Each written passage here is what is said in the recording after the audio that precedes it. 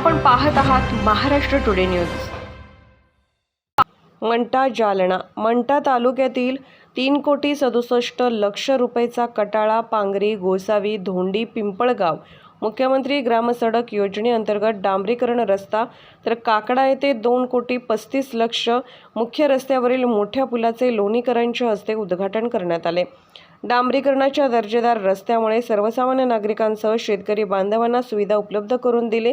माजी मंत्री आमदार यांचे प्रतिपादन रस्ते विकासाच्या नाड्या असून रस्ते विकासाच्या माध्यमातून संपूर्ण मतदारसंघाचा सर्वांगीण विकास करण्यासाठी परतूर विधानसभा मतदारसंघाचा लोकप्रतिनिधी म्हणून आपण सातत्याने प्रयत्नशील असून या संपूर्ण परिसराचा सर्वांगीण विकास झाल्याशिवाय आपण स्वस्थ बसणार नाही। डांबरीकरणाच्या या दर्जेदार रस्त्यामुळे सर्वसामान्य नागरिकांसह शेतकऱ्यांसाठी अत्यंत महत्त्वपूर्ण उपलब्ध झाले असून शेतकऱ्यांना बाजारपेठ लवकरात लवकर उपलब्ध झाली आहे असे प्रतिपादन माजी मंत्री आमदार श्री बबनराव लोणीकर यांनी आज केले। पुढे बोलताना श्री लोणीकर म्हणाले की मतदारसंघातील प्रत्येक गावात कोट्यावधी रुपयांचा निधी उपलब्ध करून देत गावांचा सर्वांगीण विकास करण्याचा सातत्यपूर्ण प्रयत्न यापूर्वी देखील केला आहे, यापुढे देखील करत राहणार आहे।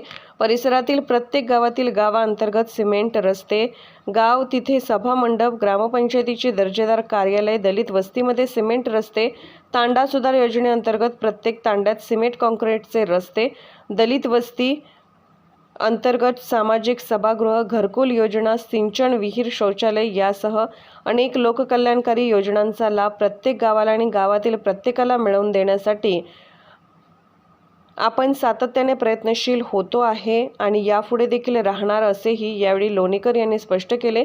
या प्रसंगी मान्यवरांची उपस्थिती होती। महाराष्ट्र टुडे मराठीसाठी रामेश्वर उबाळे, मंठा, जालना। की महाराष्ट्रात एकमेव विधानसभा आहे आपली। कुठेही जा तुम्ही, कुठेही जा की 300 गावाची एकत्रित वॉटर ग्रीड कुठेही नाही। वाल फिरवायचं काम नाही, गावात माणसाची गरज नाही। मंठ्याला कॅम्प्युटरवर बसलं की 95 गावाला कॅम्प्युटरनं पाणी सोडायचं, बटन दाबायचं। उदाहरणार्थ तळणी गाव आहे, विजेचं बिल नाही भरलं, तळणीवर बोट टेकलं की तळणी बंद होईल। ज्या 5 गावांना बिल नाही भरलं ते 5 गावं बंद होतील। आता परतूरची ग्रीड आहे 173 गावची, अधिकाऱ्यानं तर केव्हाच पांगरी बंद करून टाकली असती, केव्हाच लोणी बंद करून टाकलं असतं। विजेचं बिल भरलं नाही म्हणून डिस्कनेक्शन झालं मागच्या वर्षी। मग बचतीमध्ये आम्हाला जे पैसे उरले होते 2 कोटी रुपये, बचत कशात होत नाहीये।